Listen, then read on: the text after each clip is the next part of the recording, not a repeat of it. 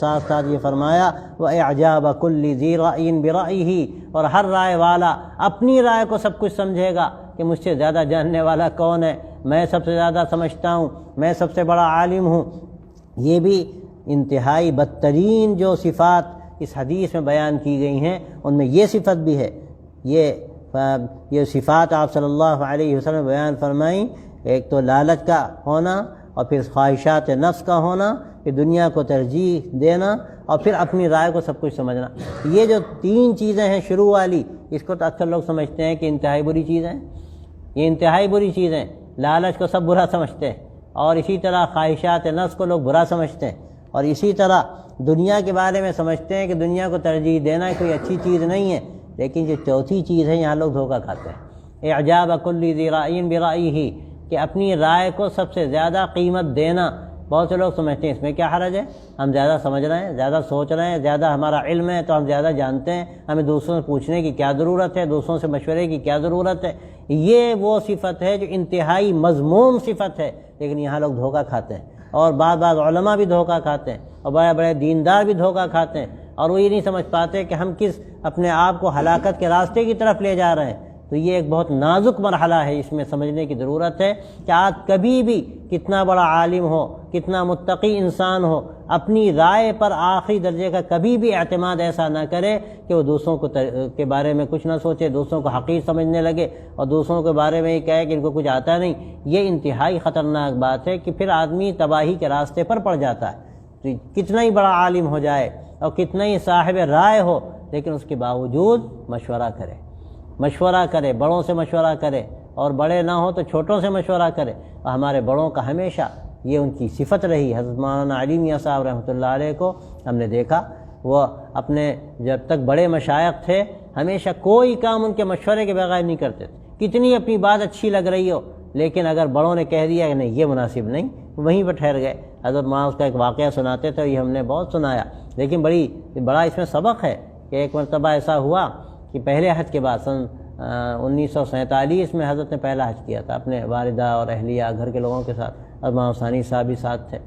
اس کے بعد یہ ہوا، ایک بڑے بزرگ نے کہا دوسرے سال کہ آپ اس سال بھی حج پہ چلے جائیے، اور وہاں تبلیغ کا بھی کام ہو جائے گا اور آپ کا حج بھی ہو جائے گا، اور کسی کو ساتھ لے لیجیے، اس کا سفر ہمارے ذمہ۔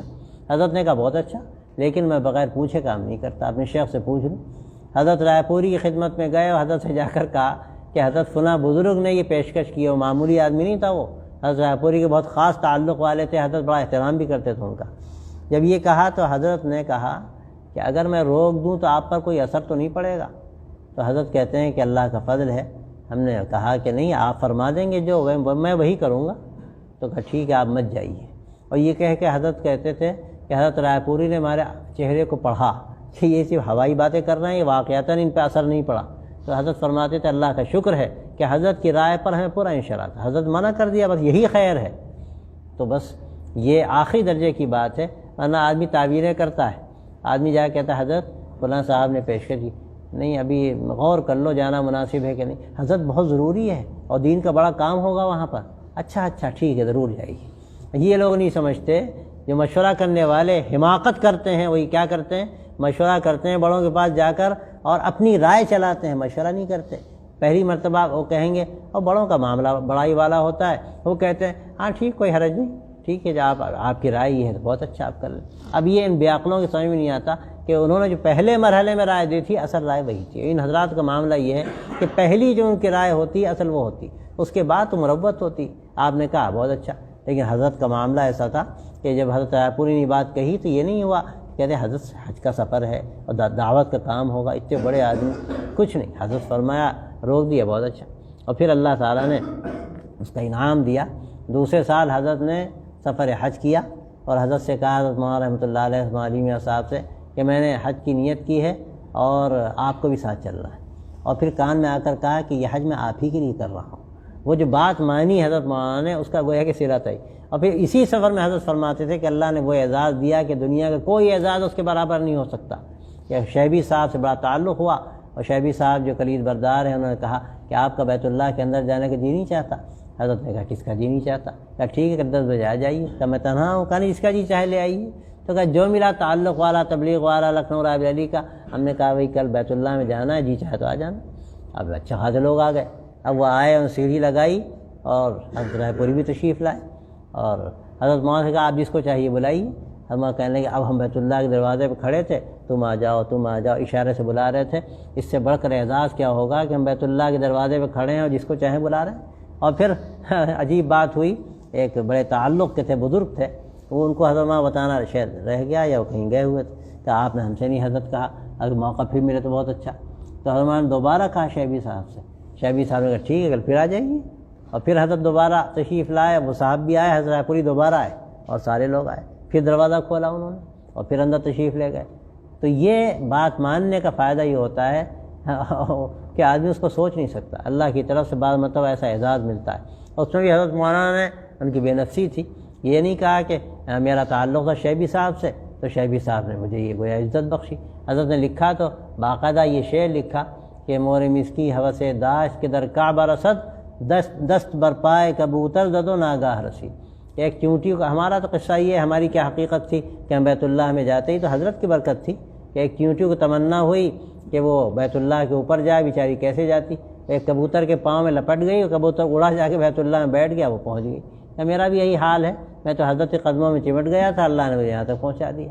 تو یہ ان حضرات کا طریقہ ہے. اعجاب کل ذی رأی برأیہ خطرناک مرض ہے, اور عام طور سے یہ انہی لوگوں میں پیدا ہوتا ہے جو صاحب علم ہوتے ہیں, صاحب رائے ہوتے ہیں.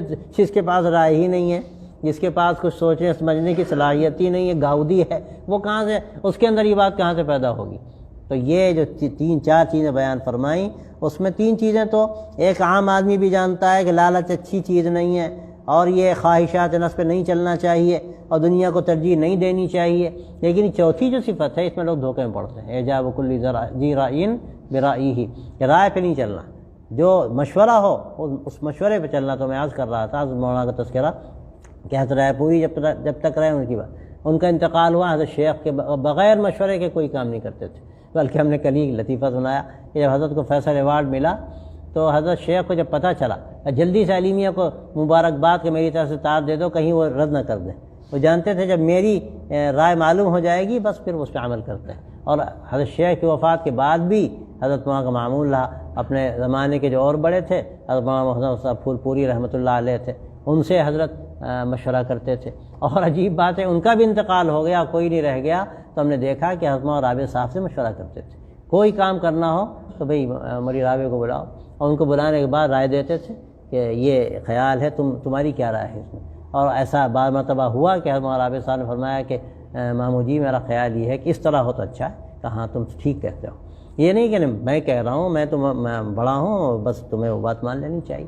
یہ ان حضرات کیا نہیں, مشورے سے کام کرتے ہیں, اس میں خیر ہے اور اس میں آدمی محفوظ رہتا ہے.